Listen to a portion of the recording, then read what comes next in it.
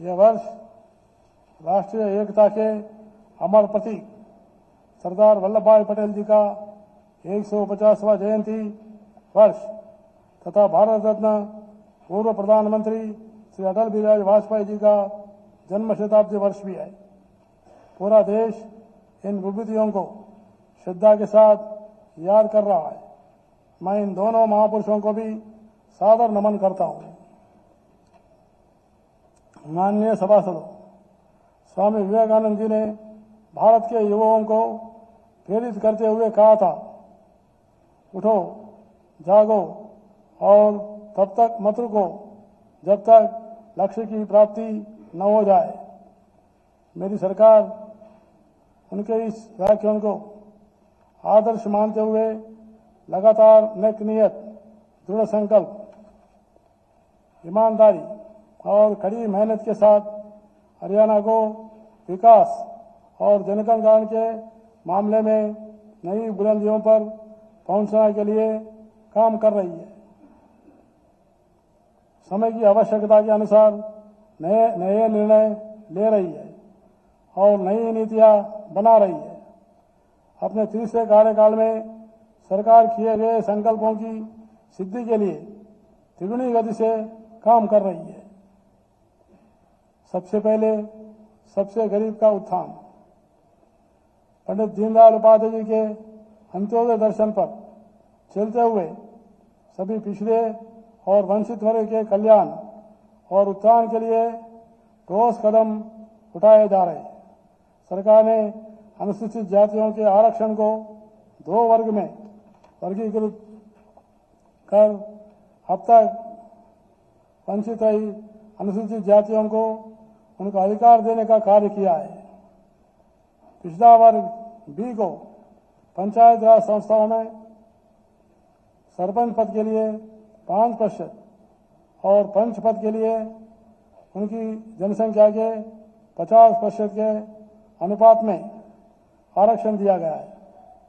इसी प्रकार शहरी स्थानीय निकायों में भी पिछड़ी वर्ग बी को मेयर, प्रधान के पदों में 5% तथा सदस्यों के लिए संबंधित पालिकाओं में उनकी जनसंख्या के 50% के अनुरूप में आरक्षण दिया गया है।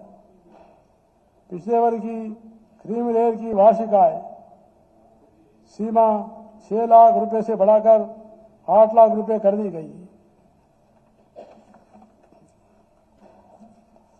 दिसंबर 2023 में शुरू की गई मुख्यमंत्री तीर्थ यात्रा योजना के अंतर्गत कम आय वाले परिवारों के बुजुर्गों को अयोध्या तीर्थ की यात्रा एवं हाल ही में प्रयागराज में हुए महाकुंभ में संगम स्नान भी करवाया गया है।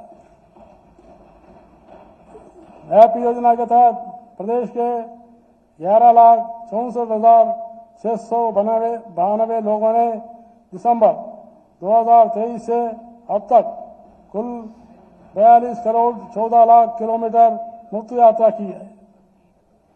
दुर्घटना में परिवार के किसी सदस्य की मृत्यु अथवा दिव्यांग हो जाने के कारण दीनदयाल उपाध्याय अंत्योदय परिवार सुरक्षा योजना के तहत 22,585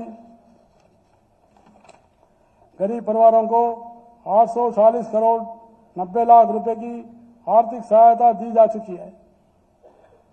हर घर पुरानी योजना में 13 लाख से अधिक गरीब परिवारों को हर महीने केवल 500 रुपये में गैस सिलेंडर दिया गया है।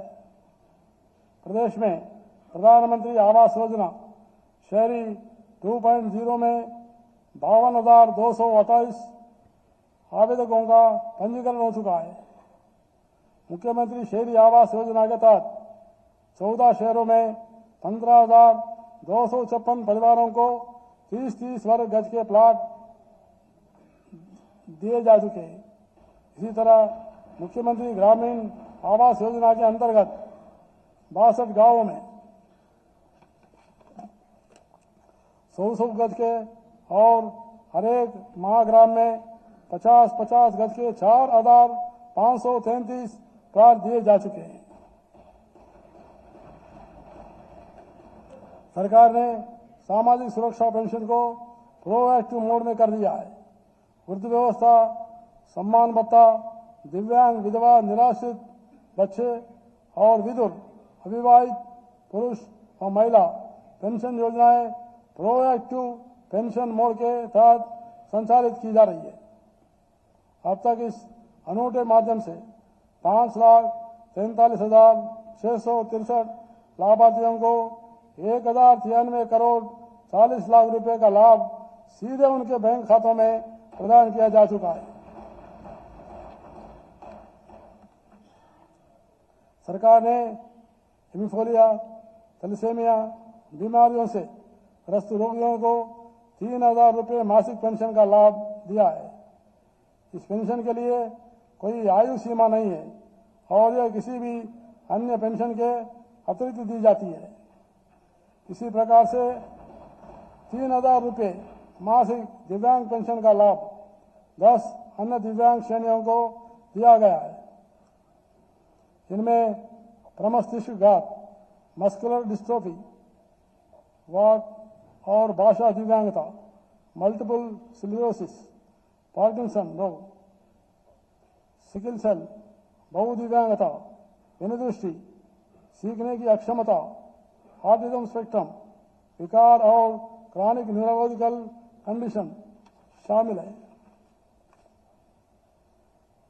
पीएम स्वनिधि योजना के अंतर्गत 1,16,126 रेहड़ी वालों को खाद्य एवं आपूर्ति, स्वास्थ्य, महिला एवं बाल विकास, श्रम और वित्त विभाग की 8 योजनाओं का लाभ दिया जा चुका है। श्रम शक्ति का सम्मान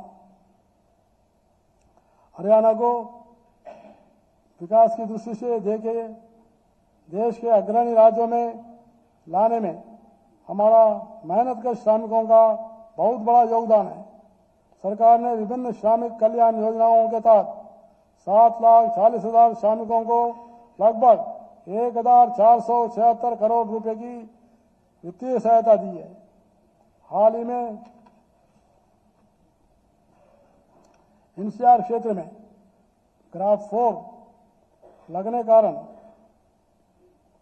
6,54,000 पंजीकृत श्रमिकों को 265 करोड़ रुपए की वित्तीय सहायता दी गई। श्रमिकों की बेटियों की शादी में वित्तीय सहायता और कन्यादान योजना के तहत अब तक 1,01,000 रुपये प्रदान किए जाते हैं। विवाह से 3 दिन पहले उन्हें 75,000 रुपये की राशि देने की नई पहल भी की गई है। शेष 26,000 रुपये की राशि विवाह प्रमाण पत्र जमा करने के बाद दी जाती है। कृषि एवं किसान कल्याण माननीय सभासदों, सरकार की नीतियां किसान कल्याण पर केंद्रित है। हरियाणा देश का एकमात्र राज्य है जहां न्यूनतम समर्थन मूल्य पर सभी 24 फसलों की खरीदी की जाती है।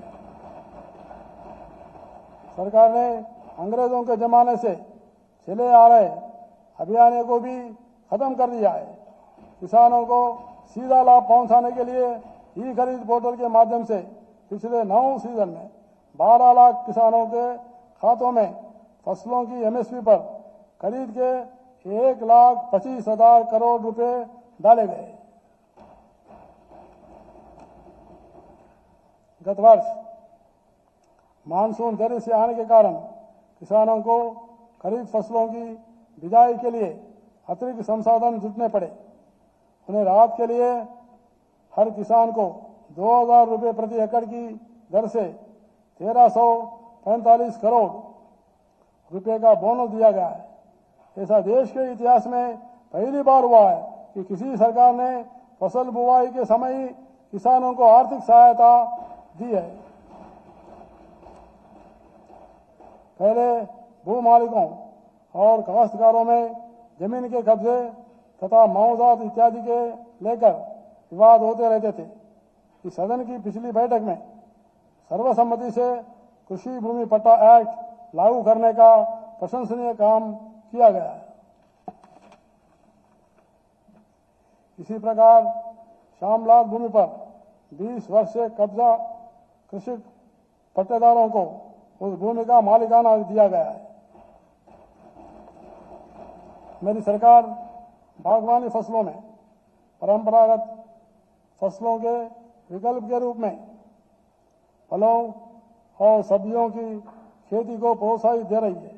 इसी क्रम में भविष्य की जरूरतों के अनुसार शिक्षा अनुसंधान के लिए गांव उछानी जिला करनाल में महाराणा प्रताप बागवानी विश्वविद्यालय के मुख्य परिसर की आधारशिला माननीय प्रधानमंत्री श्री नरेंद्र मोदी जी द्वारा 9 दिसंबर 2024 को रखी गई।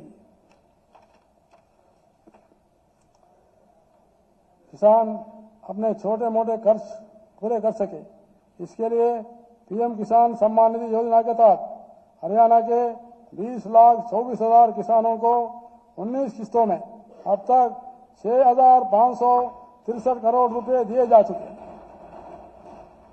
इसी प्रकार प्रधानमंत्री फसल बीमा योजना के तहत 34,57,000 किसानों को 8,732 करोड़ 76 लाख रुपए की राशि के क्लेम दिए गए। साथ ही पिछले 10 वर्ष में किसानों को 4,872 करोड़ रुपए की राशि सरकारी खजाने से क्षतिपूर्ति के रूप में दी गई है। सरकार जैविक खेती को बढ़ावा दे रही है। इसके लिए प्राकृतिक खेती पोर्टल पर लगभग 24,000 किसानों ने पंजीकरण किया है। इनमें से 9,910 किसान 15,170 एकड़ भूमि पर प्राकृतिक खेती कर रहे हैं। बागवानी किसानों को बाजार के उतार चढ़ाव से सुरक्षा देने के लिए भावांतर भरपाई योजना चलाई जा रही है। मुख्यमंत्री बागवानी बीमा योजना में कुल 46 बागवानी फसलों शामिल है। सब्जियों व मसाला फसलों के लिए 30,000 रुपये तक, फलों के लिए 40,000 रुपये प्रति एकड़ तक मुआवजा दिया जा रहा है।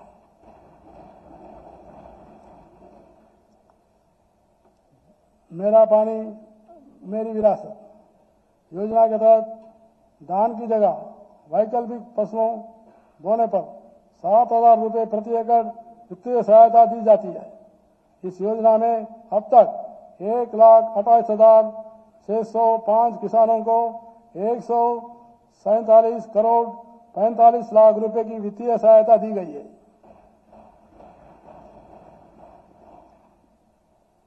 सहकारिता मुख्यमंत्री दुग्ध उत्पादक प्रोत्साहन योजना के अंतर्गत वर्ष 2024-25 के दौरान सहकारी दुग्ध समितियों के दुग्ध उत्पादकों को गाय और भैंस दोनों की दूध के लिए मौजूदा दर के अतिरिक्त 1 अप्रैल 2024 से 30 दिसंबर 2024 के दौरान 5 रुपये प्रति लीटर की दर से सब्सिडी की राशि सीधे बैंक खाते में डाली गई है।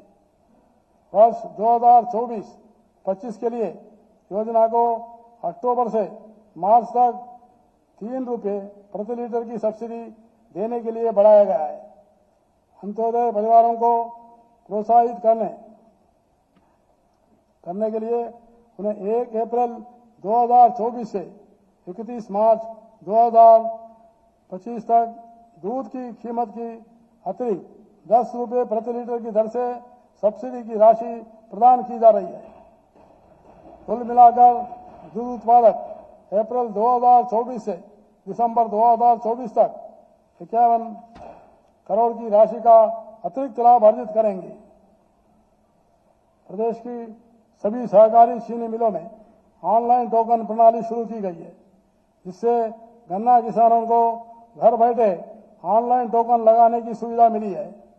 इससे जहां मिलों में समय पर गन्ना आपूर्ति सुनिश्चित हुई, वहीं किसानों को प्रत्येक ट्राली गन्ना मिल को देने में पहले की अपेक्षा 10 से 12 घंटे कम समय लगा है।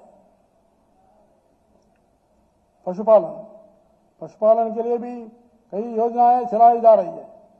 पशुपालकों के लिए 1,91,000 पशुधन क्रेडिट कार्ड स्वीकृत किए गए हैं और 2,757 करोड़ रुपए की राशि की ऋण दिए गए। दुर्घटना बीमा योजना के तहत सहकारी दुग्ध समितियों के दुग्ध उत्पादकों को 10 लाख रुपए प्रति व्यक्ति दुर्घटना बीमा कवर दिया जाता है। वर्ष 2019 में शुरू की गई पंडित दीनदयाल उपाध्याय सामूहिक पशुधन बीमा योजना में अनुसूचित जाति से संबंधित लाभार्थियों के पशुओं का बीमा मुफ्त किया जाता है। सरकार ने गौ संरक्षण के लिए भी व्यापक कदम उठाए। प्रदेश की गौशालाओं को चारे के लिए 191 करोड़ रुपए की राशि दी गई।